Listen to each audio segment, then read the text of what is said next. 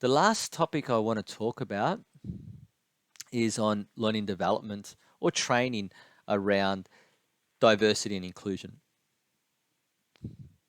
And the first one we should look at is around induction, because this is pretty much the fundamental starting point when we get new employees into the organization.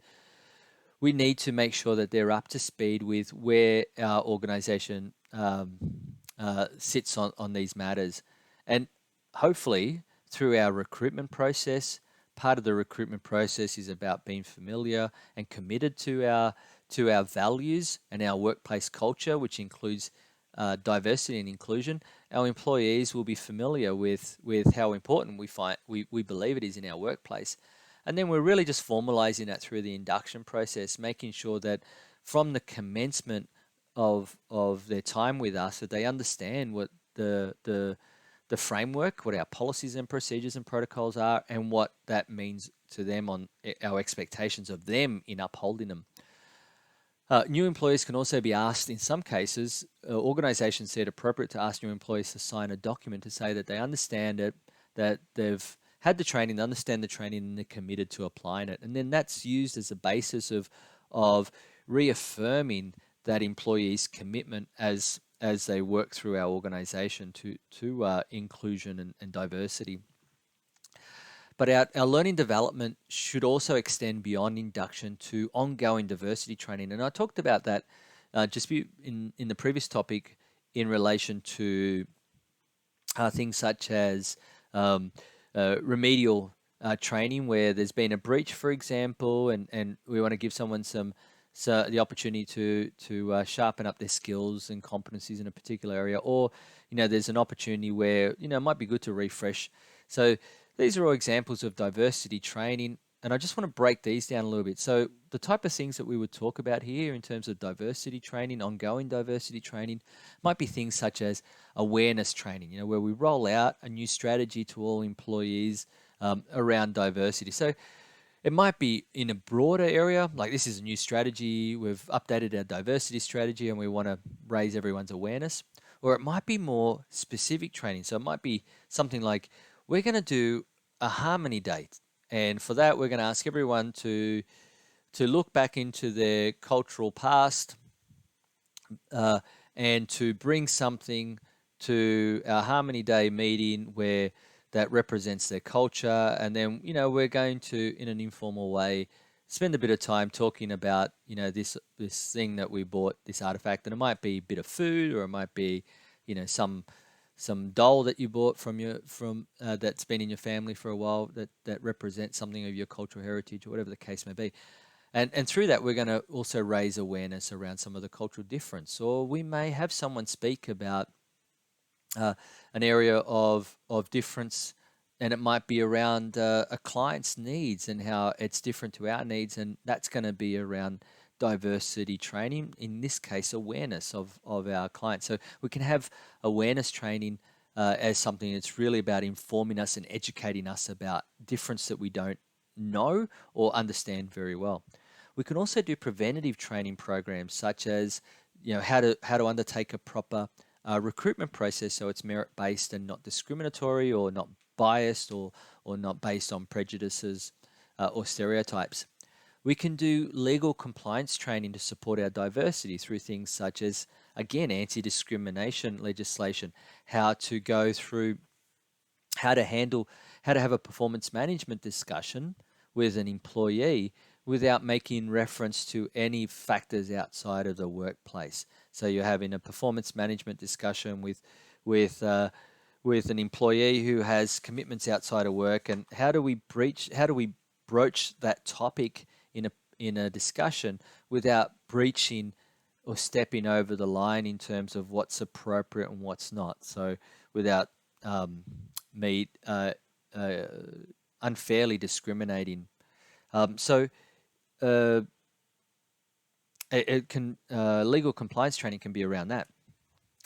Intervention training can be about things such as, for example, group dynamics training. So we've got a very diverse team, and of course, diversity has wonderful benefits, but it also is work.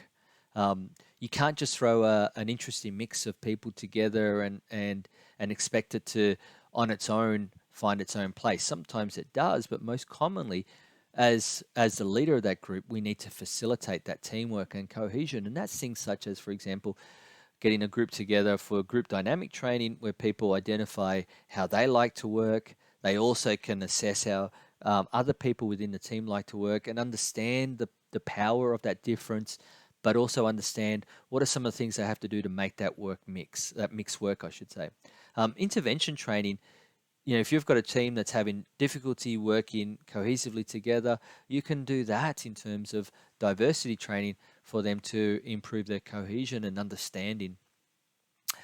Uh, the more remedial stuff, such as the counseling training I talked about earlier, when employers found to have discriminated, and we want to just go back over some of the basic fundamentals, understanding, making sure that they understand why it's important, making sure they understand um, the reasons why it's important, making sure they get that buy into it, but then have the skills to ensure that they can communicate in a way that doesn't discriminate against other people, act in a way that doesn't discriminate against other people, and build those relationships of fairness and equality.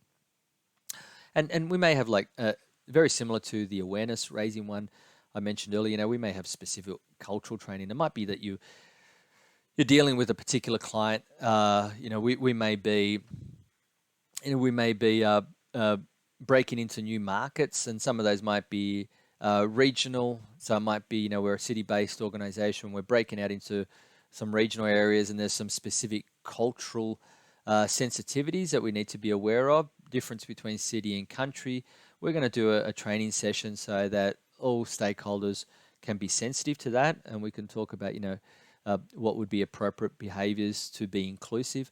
Or it might be that we're branching out into international markets, and that brings with it a whole heap of different cultural sensitivities and so forth. So there's a range of ongoing diversity training that we can provide as an organization, as a management team, to promote and foster diversity and inclusion.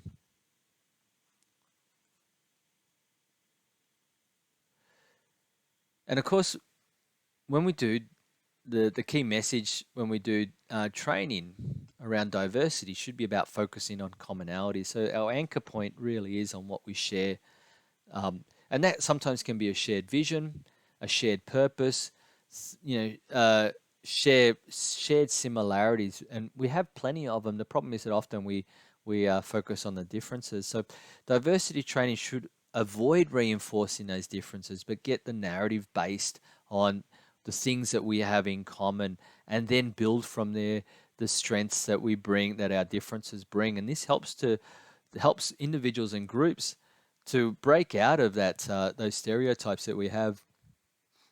Any training that we do needs to be sensitive and respectful to all groups. So, when people deal with us, we want them to be sensitive and respectful to us, and they deserve the same from us. So we need to be, whenever we do any training or we're discussing things as a team, we need to be sensitive and respectful to how what we say and what we do, how it can be perceived by other people. That's always an important element. But also we have to be direct and clear and honest. And we can do both. One doesn't have to be sacrificed for the other.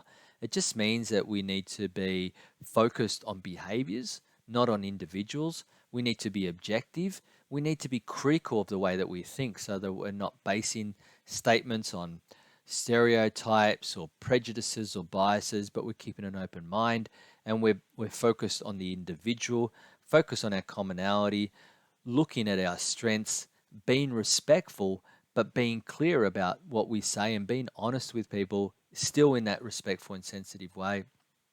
Training should provide strategies for people to learn to communicate with other people and truly understand one another. So sharing of stories, sharing of perspectives, and empathizing, elevating our empathy for the other person's perspective so that we can start to shape our responses accordingly. Training should have a clear aim and objective to ensure that diversity training remains on track and focused on what the organization wishes to achieve. So, and I said earlier, most commonly we talk about bottom line. The organization's about, profitability, and that's just the commercial reality of business. But it can be about things such as, we still want to be viable, but we also want to be good corporate citizens. We also want to be responsible in our community. We want the organization to thrive, but we also want to be part of a community that thrives as well. So, when we talk about what the organization wishes to achieve, it doesn't have to be one dimensional. We can have a number of dimensions to that. And just, obviously when we have these training sessions and we have these conversations, that they are going to be challenging at times. And I don't want to spend too much time on this because we've covered this off in the Lead and Manage Effective Workplace Relationships unit, but just to sort of say that challenging and difficult conversations are part of a high performing team. We don't want to have uh, teams that uh, that blindly follow each other or all think the same, because then we won't have the diversity of thinking, we won't have innovative ideas, and we won't be challenging each other. So difficult conversations and difficult situations are just normal part of the workplace. And that in itself isn't the bad thing. The crux of it really is in how we deal with those difficult situations. Do we handle them in a way that is destructive and turns them into major conflict, or do we handle them in a way that's constructive and uses it a basis in which to become better? So making sure that when we do have those difficult situations, we're focusing on things such as uh, our common goals and on behaviors rather than individuals that I talked about earlier. And particularly when we talk about collaboration, making sure that we keep reminding ourselves that this abundance mentality, there's a solution there where everybody can win. It's not, especially when we talk about internal teams and colleagues and so forth, it's not that for me to get what I want, someone else has to lose. We just need to be creative in finding a solution when we all win. We need to acknowledge and respect that people have emotions like we do, and we need to handle those. We want people to be sensitive to our emotions. We want to be sensitive to other people's emotions. And that's really about emotional intelligence that we've talked about in this program already. We need to identify that these challenges are mutual problems that need to be problem solved between us. They're a problem for all of us, not just for one of us. So we need to work together and collaboratively on this. So we've both got to work together to get an outcome that is successful for both of us. So that means making sure that we clarify the problems in terms of needs. What is it that you need? This is what I need. Let's find a solution to that. So open-minded, solution building, brainstorming together, working through the brainstorm to find a solution. Agree on a hierarchical approach. This is what we want to do first, and if not, we'll do this, and we'll do this, so we can step it out in terms of hierarchy of priorities. We set out a plan about who's going to do what, when that's going to happen, and then we follow up on that plan. And again, I don't need to harp too much on this because we spoke quite a bit of this in the Lead and Manage Effective Relationships unit, but just to sort of bring back to some of those points again. And just when we talk about negotiation, making sure that during the negotiation, because negotiation is always a part of this negotiating with others to get to a position that we're all comfortable with, making sure that that we're assertive, that we're getting our point across, but we're listening to other people as well. And that's a really important part of it. And that means also being calm and managing our emotions. So I've got on the slide unemotionally explain needs. And the crux of it is to not become over emotional. Of course, you need to recognize emotion in an appropriate manner, in a way that's emotionally intelligent, but making sure that that's not driving your response, that you're in control of that, and managing that in a way that's going to help you to achieve a successful outcome. So if someone is upset about this, that you acknowledge that they're upset about it, that you're empathetic towards that, and that you're sensitive to that as you're responding and listening to their needs, and then you can share yours. Making sure that we listen properly to the other person's point of view, and that is listening to the content and listening to that emotion that I was just talking about. Making sure that we're open-minded in developing options and making sure that we agree on those appropriate options that I just talked about earlier. And of course, making sure that we document all this all the way through it as well is really important. So we've got that data to come back to. And if I just talk about what we can do as managers, for us, we lead by example. People look to us to see what we do to guide them in how they should they should act, and that's why this this qualification is on leadership and management, because it isn't just about the managing; it's also about the leadership, the things that we do that compel others to act, and not necessarily the authority that we wield. So, um, so what are some of the things that we can do? Well, some of the behaviors, for example, is being aware that individuals who approach us about harassment can feel a range of emotions, such as anger, distress, being vulnerable or intimidated, frustrated or powerless, and making sure that we respond appropriately to that, make sure that we're sensitive to that, making sure that we're using our emotional intelligence to acknowledge that and then respond appropriately to that. And again, like I talked about with the emotional intelligence unit, that doesn't mean faking it. It just means um, looking for the motivation within that. Supporting the complainant by reassuring them that they have taken appropriate action by seeking assistance, making sure that you really understand this from their perspective. Don't be focused on your agenda, which sometimes when we get approached by problems, we think about how it impacts us, but really try and put yourself in their perspective, understand it from their perspective, and recognize that we have a responsibility to support them as their leader. We have a responsibility to support them through that, and part of that is making sure that we reassure them that they've done the right thing. We're using our effective communication skills such as listening, questioning, clarifying and confirming, and remaining non-judgmental, as I talked about earlier. Making sure that we're ably competent, so we know about the policies and the procedures, the correct protocols, and where we don't, we go to HR or to the appropriate bodies to seek advice or assistance. But making sure that we're doing things in the appropriate ways, the correct ways, and not just making things up as we go on the fly, which is not good for the complainant, it's not good for us.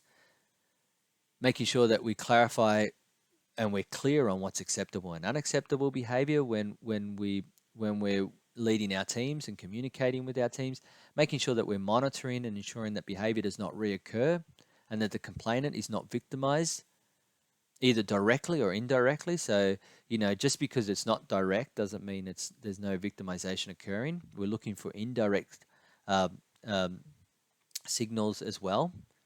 Making sure that we're keeping our records and documents, and we've talked about the importance of that previously, and making sure that we're continuing serious discussions. We're continuing any issues of serious nature. We're continuing to keep our management informed about that and feeding that up the chain, so they're continually in the loop about that. And the delegation, we're passing it up the scope of delegation as required. And just some of the things I've been talking about in terms of inclusive communication, I just want to make sure I tick those off in terms of being clear. Just things such as making sure we're sensitive, and all people involved, not just us, but we're leading by example and have these expectations of other people. Be sensitive to others around you. Be culturally aware. Making sure that if we're dealing with people from diverse backgrounds in particular, that we're modifying our communication as appropriate, such as slowing down our speech or making sure that we avoid slang, or we're enunciating clearly if required. That our non-verbal, such as our body language, is matching our verbal. So, open posture, nodding, where appropriate, eye contact, where appropriate, smiling, and so forth. We're, as I said, using the appropriate vocabulary. So we're not using technical terms if people don't have that technical background. If people do have that technical background, then we're using the appropriate vocabulary there. Then where appropriate, look and speak directly to the person, and particularly when we talk about some of the physical disabilities. So someone with hearing impairment, for example, there's some really good communication tips there. Keep it simple, avoid acronyms and slang, as I said before. A bit hard in some workplaces, so when we talk about public service, avoiding an acronym is easier said than done, but wherever possible, making sure that if we are using acronyms, that we make sure that people understand what they mean before we just assume and continue. Also, some environmental things such as removing background noise or using visual aids wherever possible. Particularly, this is from a management perspective, wherever possible we need to communicate. We can communicate that in things such as visual aids that can make the language a little bit more universal, and where appropriate, making sure that we have the tools in place, like having systems in place where we can contact interpreters if required, and staff know where they can get those services if they need to, so they don't have to keep chasing up as managers to ask for reference to those tools. And then finally, of course, we can't know it all, and where we don't know, we just need to know how to respectfully ask in a way that's considerate and respectful. And and and that might just be as simple as saying, "Look, I'm really sorry. I'm very naive about what you require here. Are you able to share with me what I can do to make this uh, best for you?"